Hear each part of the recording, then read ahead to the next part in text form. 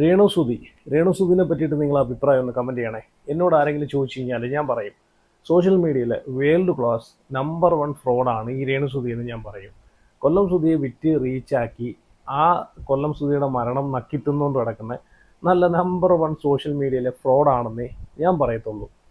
കാരണം ഇപ്പോൾ റീസെൻ്റായിട്ട് ഒന്ന് രണ്ട് ഓൺലൈൻ മീഡിയാസിന് കൊടുത്ത ബയറ്റിനകത്ത് അതിലൂടെ തന്നെ രേണുസുതി എക്സ്പോസ് ആയെന്ന് എനിക്ക് നല്ലതുപോലെ മനസ്സിലായതാണ്. രേണുസുതി എന്താണെന്ന് എക്സ്പോസ് ആയി കഴിഞ്ഞു. രേണുസുതിയുടെ റിയൽ ക്യാരക്ടർ, രേണുസുതിക്ക് ശരിക്കും സുതിയോട് സ്നേഹമുണ്ടോ ഇല്ലയോ എന്നൊക്കെ അതിലൂടെ തന്നെ നമുക്ക് മനസ്സിലാക്കാവുന്നേ ഉള്ളൂ. ഞാൻ ഒന്ന് രണ്ട് ക്ലിപ്പുകൾ ഇവിടെ വെച്ച് തരാം, നിങ്ങളത് കണ്ടു കഴിഞ്ഞാൽ നിങ്ങൾക്ക് മനസ്സിലാക്കാവുന്നേ ഉള്ളൂ.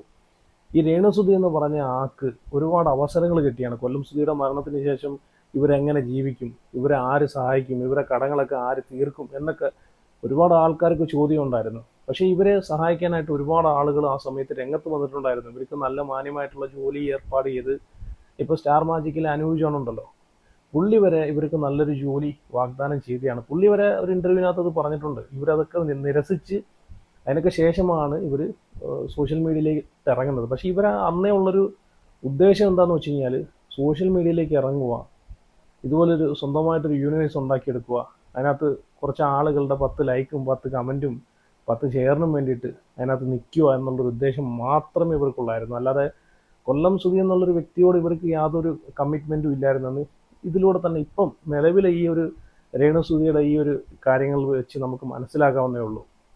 അപ്പം കൊല്ലം സുധിയുടെ മരണം വിറ്റ് ജീവിക്കുന്ന ഒരു വ്യക്തി തന്നെയാണ് രേണുസുധി, അതിനകത്ത് യാതൊരു സംശയമില്ല. ഇനി ഇവരെ ഇപ്പോഴും സപ്പോർട്ട് ചെയ്യുന്ന ഒരുപാട് ആളുകളുണ്ട്. നിങ്ങൾ എന്ത് കണ്ടിട്ടാണ് ഇവരെ സപ്പോർട്ട് ചെയ്യുന്നതെന്ന് വെച്ച് കഴിഞ്ഞാൽ എനിക്ക് ആലോചിച്ചിട്ടൊരു പിടി കിട്ടുന്നില്ല. കാരണം രേണുസുധിക്ക് ഇപ്പം റീസെൻ്റായിട്ട് വെറൈറ്റി മീഡിയയ്ക്ക് തങ്ങളുടെ ഒരു ബൈറ്റ്സ് ഇവർ കൊടുക്കുന്നുണ്ട്. അതിനകത്ത് ഇവർ കൊല്ലം സുധിയുടെ മരണം പോലും ഇവർക്ക് ഓർമ്മയില്ല. കൊല്ലം സുധി മരിച്ചിട്ട് ഇപ്പോൾ എനിക്ക് തോന്നുന്നു ഒരു 2023 കൊല്ലം സുധി മരിച്ചത്. 24, 25, 26 ചുരുങ്ങിയൊരു 3 വർഷ കാലയളവേ ആവുന്നുള്ളൂ. അല്ലാതെ 10, 15, 20, 25 കൊല്ലമൊന്നും ആയിട്ടില്ല, മറന്നു പോകാനെ കൊണ്ട്. അപ്പം അവിടെ കൊടുക്കുന്നൊരു ബൈറ്റ്സിനകത്ത് ഇവർ പറയുന്നുണ്ട് കൊല്ലം സുധി മരിച്ചത് 2022 അതുപോലും ഇവർക്ക് അറിയത്തില്ല, അതുപോലും അറിയത്തില്ല. എന്തിന് ഇത് ഏത് വർഷമാണെന്ന് പോലും അറിയത്തില്ല. ഇത് ഏതാ വർഷമെന്ന് ആ ഓൺലൈൻ മീഡിയാസിൻ്റെ ക്വസ്റ്റ്യൻ ചോദിക്കുന്ന ആ വ്യക്തിയോട് ഇവർ ചോദിക്കുവാണ്. അപ്പം നോക്കിക്കോണം, ഇവർ നമ്പർ വൺ ഫ്രോഡാണെന്ന്. കൊല്ലം സുധി എന്ന് രായ്ക്ക് നാമമാണ് 40 വട്ടം നമ്മൾ കണ്ടയാണ്. ബിഗ് ബോസിലൊക്കെ പോയ സമയത്ത് അവൻ്റെ അകത്ത് കയറിയിരുന്നിട്ടും കൊല്ലം സുധിച്ചേട്ടന് വേണ്ടിയിട്ടാണ് സുധിച്ചേട്ടാ എന്ന് ആയിക്ക് 40 വട്ടം വിളിച്ച് വാവിട്ട് കരഞ്ഞുകൊണ്ടിരുന്ന ആക്ക് കൊല്ലം സുധി മരിച്ച വർഷം പോലും അറിയത്തില്ലെന്ന് വെച്ച് കഴിഞ്ഞാൽ ഇതിലൂടെ മനസ്സിലാക്കിക്കൂടെ ഇവർക്ക് ഒരു പുണ്ണാക്കും, ഈ കൊല്ലം സുധി എന്ന് പറഞ്ഞിട്ട് ആളോട് ഒരു പുണ്ണാക്കും ഇല്ലായിരുന്നു. കൊല്ലം സുധി സുധിച്ചേട്ടാ എന്ന് വിളിച്ചു. ആദ്യമൊക്കെ ഇവർ സുധിച്ചേട്ടാ എന്നായിരുന്നു വിളിക്കുന്നത്. ഇപ്പം അത് സുധിയായി. ഇപ്പം നമ്മൾ ഫിറോസ് ഇവർക്ക് വീട് വെച്ച് കൊടുത്തിട്ടുള്ള KHDC ഫിറോസ് ഉണ്ടല്ലോ, ആ ഫിറോസ് വീട് വെച്ച് കൊടുക്കുന്ന സമയത്തൊക്കെ നമ്മൾ കണ്ടതാണ് ഫിറോസിനെ ഫിറോസിക്ക എന്നൊക്കെ ഇങ്ങനെ ഭയങ്കര സ്നേഹത്തോടു കൂടി വിളിക്കുന്നത്. പിന്നെ ഫിറോസും ഈ ഒരു വീടുമായിട്ടുള്ള പ്രശ്നത്തിനൊക്കെ ശേഷം പിന്നെ ഈ ഫിറോസിനടുത്ത് ഇവർ സംസാരിക്കുന്ന ഫിറോസെ, എടോ ഫിറോസെ താൻ പോടോ എന്നൊക്കെയാണ് ഇവർ വിളിച്ചുകൊണ്ടിരുന്നത്. അപ്പോൾ ഇവരെ ഉദ്ദേശം കാര്യങ്ങളൊക്കെ ഇവരെ ഉദ്ദേശിച്ച കാര്യങ്ങളൊക്കെ നേടിയെടുത്തു കഴിഞ്ഞാൽ പിന്നെ ആ വ്യക്തിയെ അല്ല കരിയില പോലെ വലിച്ചെറിയുന്നൊരു സംഭവമാണ് ഇപ്പം കണ്ടുകൊണ്ടിരിക്കുന്നത്. എന്തായാലും ഞാൻ ഇവിടെ ഒരു ക്ലിപ്പ് വെച്ച് തരാം, നിങ്ങളൊന്ന് കണ്ടു നോക്കെ. എന്ന് പറഞ്ഞൊരു വ്യക്തി ഭയങ്കരമായിട്ട് ഓക്കെ ചേച്ചി, അതുപോലെ ഒരു റിയാക്ട് ചെയ്യുന്ന ഒരാളുടെ വീഡിയോയുടെ അടിയിൽ വന്നൊരു കമൻറ്റാണ്, സുധി എന്ന് പറഞ്ഞൊരു വ്യക്തി ഭയങ്കരമായിട്ട് മദ്യപിക്കുന്ന ഒരാളും അതുപോലെ തന്നെ പലരുടെ അടുത്തു നിന്നും കടം മേടിച്ച് നടന്നുകൊണ്ടിരുന്ന ആളാണ്. അയാളുടെ മരണത്തിന് ശേഷമാണ് എല്ലാവരും അയാളെ പുകഴ്ത്തുന്നതും കാര്യങ്ങൾ ചെയ്യുന്നതും. അതിലെന്തെങ്കിലും യാഥാർത്ഥ്യം ഉണ്ടോ ചേച്ചി? കാരണം അത് സുചേട്ടനെ ഇഷ്ടപ്പെടുന്ന ഒരുപാട് ആൾക്കാരുണ്ട്, അവർക്കൊന്ന് ക്ലിയർ ആകാൻ വേണ്ടിയാണ്.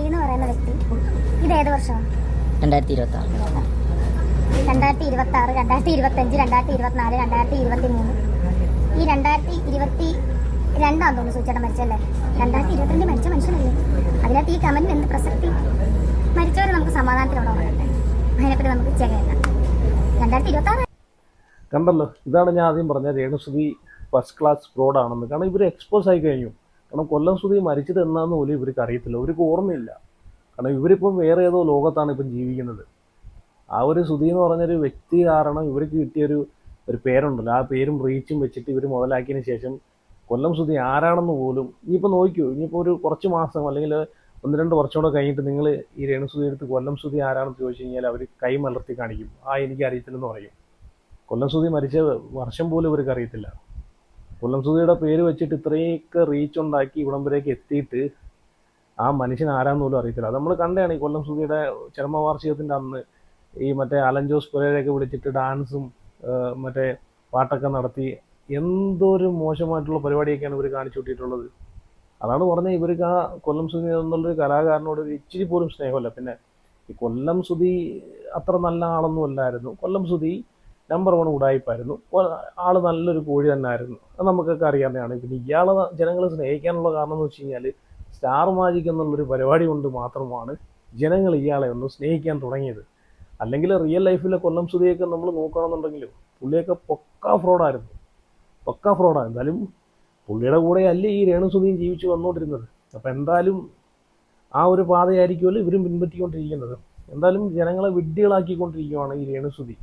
ഇപ്പം ഇവരെ മെയിനായിട്ട് ഇത് നോക്കിയാൽ മതി, റീച്ച്. ഇവർ സോഷ്യൽ മീഡിയയിൽ റീച്ച് കുറയുന്ന സമയത്ത് പെട്ടെന്ന് ഇവരൊരു ഇൻ്റർവ്യൂ കൊടുക്കും, ഏതെങ്കിലും ചാനലിനൊരു ഇൻ്റർവ്യൂ കൊടുക്കും, അല്ലെങ്കിൽ ഇതുപോലെ സോഷ്യൽ മീഡിയയിൽ ഓൺലൈൻ മീഡിയാസിൻ്റെ ചെറിയ ബൈറ്റുകൾ കൊടുക്കും. അതിനകത്ത് ഇവർ എന്തെങ്കിലും ഒരു സംഭവം കൊണ്ടിടും, കോൺട്രവേഴ്സി സൃഷ്ടിക്കുന്ന രീതിയിൽ എന്തെങ്കിലും ഒരു സാധനം കൊണ്ടിടും. അത് ഇവർക്കറിയാം.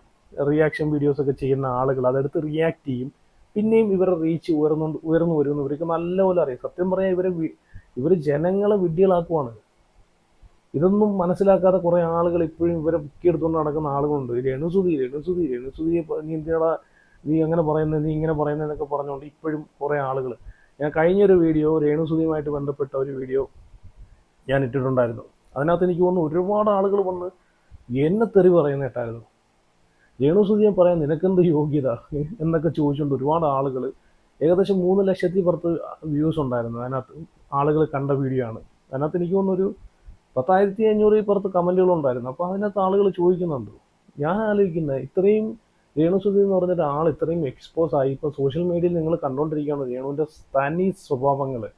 എന്നിട്ടും എന്തിനാണ് നിങ്ങൾ ഇതിനെ എടുത്ത് ഇങ്ങനെ തലയിൽ വെച്ചുകൊണ്ട് നടക്കുന്നതെന്നാണ് ഞാൻ ആലോചിക്കുന്നത്. ഇങ്ങനെയുള്ള വേൾഡ് ക്ലാസ് ഫ്രോഡുകൾ സ്വന്തം റീച്ചിനും സ്വന്തം നിലനിൽപ്പിനും വേണ്ടിയിട്ട് മാത്രമാണ് നിങ്ങളെയൊക്കെ മണ്ടന്മാരാക്കിക്കൊണ്ടിരിക്കുന്നത്. അതാദ്യം മനസ്സിലാക്കുക. ഇപ്പം കൊല്ലം സുധി മരിച്ചതിന് ശേഷം നമ്മൾ കണ്ടതാണ് രേണുസുധിയിലോട്ട് കയറി വരുന്നത് എങ്ങനെയാണ്. കൊല്ലം സുധി എന്നുള്ള ഒരാളെ ആ പേരും വെച്ച് പുള്ളിയുടെ ഒരു സെൻറ്റിമെൻറ്റ്സ് കാർഡുണ്ടല്ലോ അത് ഇറക്കിയിട്ടാണ് ഇതിലേക്ക് വരുന്നത് സോഷ്യൽ മീഡിയയിലേക്ക് വരുന്നത്. അതിനുശേഷം പുള്ളിക്കാരി വിചാരിച്ച കാര്യങ്ങളെല്ലാം നേടിയതിന് ശേഷം പിന്നെ പുള്ളിക്കാരിയെ സഹായിച്ച ആൾക്കാരും വേണ്ട.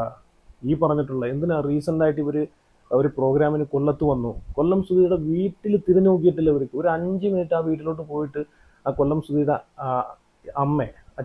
അമ്മയെ കാണാനോ അല്ലെങ്കിൽ ചേട്ടനെ കാണാനോ ആ വീട്ടിലൊന്ന് കയറാനോ ഇവർ കൂട്ടാക്കിയില്ല. എന്തുകൊണ്ട് കൂട്ടാക്കിയില്ല? നേരെ മറിച്ച് നമ്മൾ കണ്ടാണ് റീച്ചിന് വേണ്ടിയിട്ട് കൊല്ലം സുധിയുടെ മരണത്തിനൊക്കെ ശേഷം ഇവർ അങ്ങോട്ട് ഓടിപ്പോകുന്നത്. വീഡിയോ, അതും ഓൺലൈൻ മീഡിയാസിനെയൊക്കെ കൊണ്ട് വീഡിയോ എടുക്കാൻ വേണ്ടിയിട്ട് ഇവർ ഓടുന്ന കണ്ടയാണ്. അപ്പം ഈ റീസെൻ്റ് ആയിട്ടൊരു പരിപാടിക്ക് അവിടെ നിന്ന് ഇവിടം വരെ കൊല്ലത്ത് വന്നിട്ട് എന്തുകൊണ്ട് കൊല്ലം സുധിയുടെ വീട്ടിലോട്ട് ഇവർ പോയില്ല? അപ്പോൾ അതിലൂടെയൊക്കെ തന്നെ നമുക്ക് മനസ്സിലാക്കാവുന്നേ ഉള്ളൂ അല്ലേ ഇവർ ഈ കാണിച്ചു കൂട്ടുന്നതൊക്കെ എന്തിനു വേണ്ടിയിട്ടാണെന്ന്. അപ്പോൾ എന്തായാലും ഇപ്പോൾ പുള്ളിക്കാരിയുടെ കയ്യിൽ നല്ല പൈസയുണ്ട്, പൂത്ത പൈസയുണ്ട്, അത് വേറൊരു സംഭവം. അപ്പോൾ പൈസയുടെ ഒരു ഹുങ്കുണ്ടല്ലോ, ഒരു അഹങ്കാരമാണ് ഇപ്പോൾ നമ്മൾ കണ്ടുകൊണ്ടിരിക്കുന്നത്. ഇനി വേറൊരു വീഡിയോ കൂടെ ഞാൻ ഇവിടെ വെച്ചത്, അതുകൊണ്ട് നിങ്ങൾ കണ്ടോക്കെ. ഒരുപാട് ശത്രുക്കളുണ്ട്. ഞാൻ അറിയാതെ തന്നെ എനിക്ക് ഒരുപാട് ശത്രുക്കളുണ്ട് എന്ന് എനിക്കിപ്പം മനസ്സിലായി. ഈ കുറച്ച് ദിവസമല്ല, ബിഗ് ബോസിൽ പോയിട്ട് ഞാൻ എന്ന് വന്നോ അന്ന് തൊട്ടാണ് എനിക്ക് മനസ്സിലായി എനിക്ക് ചുറ്റും അല്ലെങ്കിൽ എനിക്ക് നെഗറ്റീവ് അടിക്കാൻ ഒരു ഗൂഢാലോചന തന്നെ. കുറച്ച് പേര് എന്തുകൊണ്ടാണെന്ന് ചോദിച്ചാൽ, ഞാൻ വീട്ടിൽ ഇരുന്നിട്ട് തെണ്ടുവായിരുന്നെങ്കിൽ 500 രൂപയ്ക്ക് വേണ്ടി തെണ്ടുവായിരുന്നെങ്കിൽ ഈ ഒരു പ്രശ്നം ഉണ്ടാകുന്നില്ല. ഞാൻ അവരുദ്ദേശിച്ചതിനേക്കാളും ബിഗ് ബോസ് വിടാതിരിക്കാൻ എന്നെ 100 പ്രാവശ്യം അവർ ശ്രമിച്ചു, ഒന്നും നടന്നില്ല. ബിഗ് ബോസ് ഞാൻ പോയി, ഞാൻ സ്വന്തമായിട്ട് ഇറങ്ങി, അന്തസ്സായിട്ട് ഇറങ്ങി വന്നു. ഇനി എവിക്ഷന് ഞാൻ വന്നിരുന്നെങ്കിൽ ഇവർ പറഞ്ഞു ഈ അവളെ എവിക്ഷൻ ചെയ്ത് ഇറക്കി, അവളെ ആൾക്കാർക്ക് വേണം, അതും നടന്നില്ല. ഞാൻ തന്നെ സ്വന്തമായിട്ടാണ് ഞാൻ ഇറങ്ങിയത്. അതും പോരാഞ്ഞിട്ട് എന്നെ പറ്റി അനാവശ്യങ്ങളും അതിൻ്റെ അപ്പുറം ഉണ്ടായി. ഇപ്പോഴും എന്നോട് പറയുന്ന മറ്റേ ആ താത്ത പറയുന്നത് ഞാൻ അബോഷൻ ഇവർക്ക് എന്തെങ്ങനെ അതെ ഇപ്പം അബോഷൻ. ഇവർ ഈ 500 രൂപയുടെ കാര്യം പറഞ്ഞല്ലോ, ഇവർക്ക് ഞാൻ ആദ്യം പറഞ്ഞ പോലെ നല്ല ജോലികളൊക്കെ, നല്ല ശമ്പളം കിട്ടുന്ന ജോലികളൊക്കെ പല ആളുകളും ഓഫർ ചെയ്തതാണ്. പിന്നെ അതുമാത്രമല്ല, ആ സമയത്ത് എനിക്ക് തോന്നുന്നു ഈ സോഷ്യൽ മീഡിയയിലേക്ക് ഈ കോപ്രായങ്ങൾ കാണിക്കാൻ ഇറങ്ങിയില്ലായിരുന്നെങ്കിൽ ഇവർക്കൊരു നല്ലൊരു യൂട്യൂബ് ചാനൽ തുടങ്ങിയിട്ട് ഡെയിലി അല്ലെങ്കിൽ കുക്കിംഗ് വീഡിയോസോ അല്ലെങ്കിൽ ഈ പറഞ്ഞിട്ടുള്ള ഡെയിലി വ്ളോഗ്സോ എന്തെങ്കിലും ചെയ്ത് കഴിഞ്ഞാൽ നല്ല ഏണിങ്സ് ഇവർക്ക്, അല്ലെങ്കിൽ നല്ല അതിലൂടെ തന്നെ ഇവർക്ക് അത്യാവശ്യം കാര്യങ്ങളൊക്കെ നടത്തിക്കൊണ്ട് പോകാനുള്ള എല്ലാ സെറ്റപ്പുകളും ഇവർക്ക് കിട്ടിയേനെ. മാത്രമല്ല ഇവർക്ക് നല്ല ഓഫർ ജോലികൾ ഓഫർ ചെയ്തതാണ്. ആ ജോലിയിൽ ഇരുന്നുകൊണ്ട് തന്നെ ഒരു യൂട്യൂബ് ചാനലും തുടങ്ങിയിട്ട് ഇവർക്ക് മുമ്പോട്ട് പോയി കഴിഞ്ഞാൽ നല്ല വരുമാനം കിട്ടത്തില്ലായിരുന്നോ അല്ലേ? എന്നിട്ട് ഇവർ ബിഗ് ബോസിലേക്ക് പോകാൻ വേണ്ടിയിട്ട്, ബിഗ് ബോസിൻ്റെ കാര്യം പറഞ്ഞല്ലോ, ബിഗ് ബോസിലേക്ക് പോകാൻ വേണ്ടിയിട്ട് ഇവർ കാട്ടിക്കൂട്ടിയത് എന്തൊക്കെയാണ് നമ്മൾ കണ്ടതാണ്. ഇവർക്ക് വീട് വെച്ച് കൊടുത്ത ആളുകളെല്ലാം ഇവർ തെറി വിളിച്ച് ആ വീട്ടിനെയും കുറ്റം പറഞ്ഞ് എല്ലാ ഓൺലൈൻ മീഡിയാസിനും പോയി ഇൻ്റർവ്യൂ കൊടുത്ത്, നമുക്കറിയാം അതിലൂടെ ഇവർ എത്ര രൂപ, അതിലൂടെ ഇവർ ബിഗ് ബോസിലേക്ക് പോകാനുള്ള ഒരു ചാൻസ് മാത്രമല്ല ഇവർക്ക് കിട്ടിയത്. നിങ്ങൾ ആദ്യം മനസ്സിലാക്കുക.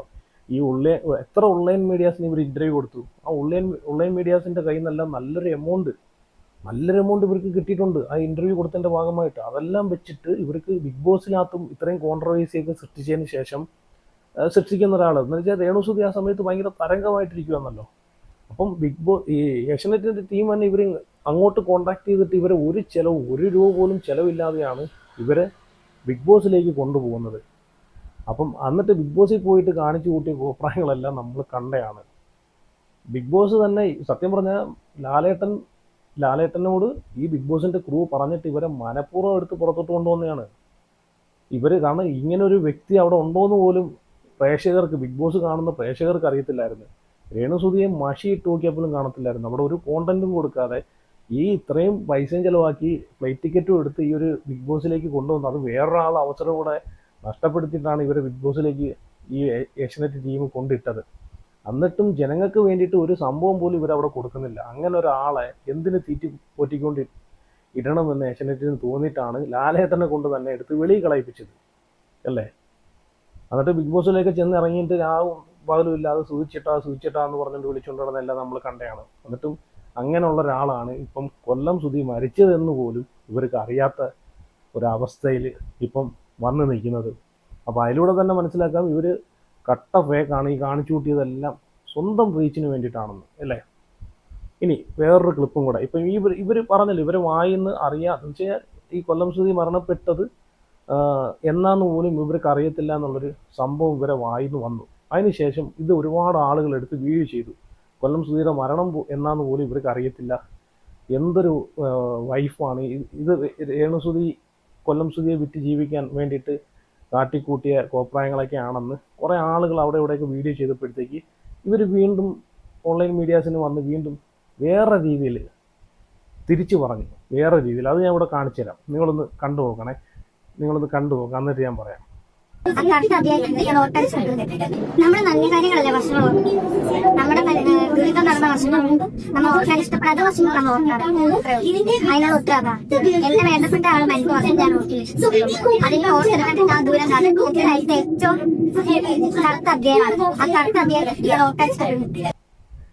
കണ്ടല്ലോ ഇവർ മാറ്റി പറയുന്നത് വെച്ചാൽ ജനങ്ങൾ അതെടുത്ത് റിയാക്ട് ചെയ്ത് ഇവരെ റിയൽ രേണുസുതി എന്താണെന്ന് എക്സ്പോസ് ആക്കി കഴിഞ്ഞതിന് ശേഷം ഇവർ പറയുന്നത് എന്താണ്, അത് കറുത്തൊരു അധ്യായമാണ്. കൊല്ലം സുധിയുടെ മരണം ഞാനൊരു കറുത്ത അധ്യായമായിട്ടാണ് ഞാൻ കൂട്ടുന്നത്. കറുത്ത അധ്യായത്തിനെ ഞാൻ ഓർക്കാൻ, കൊല്ലം സുധി എന്നൊരു കറുത്ത അധ്യായത്തിനെ ഓർക്കാൻ, ആ വ്യക്തി മരണപ്പെട്ടത് ഒരു കറുത്ത അധ്യായമായിട്ടാണ് ഞാൻ ഇപ്പോഴും കണക്കാക്കുന്നതെന്നൊക്കെ പറഞ്ഞിട്ട് അത് ഓർക്കാൻ ഞാൻ ഇഷ്ടപ്പെടുന്നില്ല എന്നൊക്കെ പറഞ്ഞുകൊണ്ടാണ് ഇവർ വീണ്ടും അതിനെ ന്യായീകരിക്കാൻ ശ്രമിച്ചുകൊണ്ടിരിക്കുന്നത്. എന്താ അല്ലേ? ഇവർ സത്യം പറഞ്ഞാൽ ഇവരെയൊക്കെ ഇപ്പോഴും തലയിലെടുത്തുകൊണ്ട് വെച്ചുകൊണ്ട് നടക്കുന്ന ആളുകളല്ലേ ശരിക്കും മണ്ടന്മാർ. നിങ്ങളെയൊക്കെ മണ്ടന്മാരാക്കുവാണ്. നിങ്ങളെ വിറ്റാണ് ഇവർ ജീവിക്കുന്നത്. ആദ്യം കൊല്ലം സുധിയെ വിറ്റായിരുന്നു ജീവിച്ചുകൊണ്ടിരുന്നത്. ഇപ്പം മണ്ടന്മാരായിട്ടുള്ള ജനങ്ങളായ നിങ്ങളെ വിറ്റാണ് ഇപ്പം ഈ രേണുസുധി ജീവിച്ചുകൊണ്ടിരിക്കുന്നത്. അവർ കൂടെ റീച്ചിന് വേണ്ടിയിട്ട് വന്ന് സെൻറ്റിമെൻറ്റ്സ് ഇറക്കും. പിന്നെ ജനങ്ങളെ ഒന്ന് ഇതാക്കാൻ വേണ്ടിയിട്ട്, ജനങ്ങളെ ഇഷ്ടം വീണ്ടും കൂട്ടാൻ വേണ്ടിയിട്ട് വീണ്ടും കൊല്ലം സുധിയുടെ പേര് കൊണ്ടിടും. കോൺട്രവേഴ്സി ഉണ്ടാക്കിക്കൊണ്ട് ഇങ്ങനെ ജനങ്ങളെ ഫുള്ളാക്കിക്കൊണ്ട് പോകുന്നൊരു വ്യക്തി തന്നെയാണ് രേണുസുധി. അതിനകത്ത് യാതൊരു മാറ്റവും ഇല്ല. അപ്പം എന്തായാലും നിങ്ങളുടെ അഭിപ്രായങ്ങളൊക്കെ ഒന്ന് കമൻറ്റ് ചെയ്യണേ.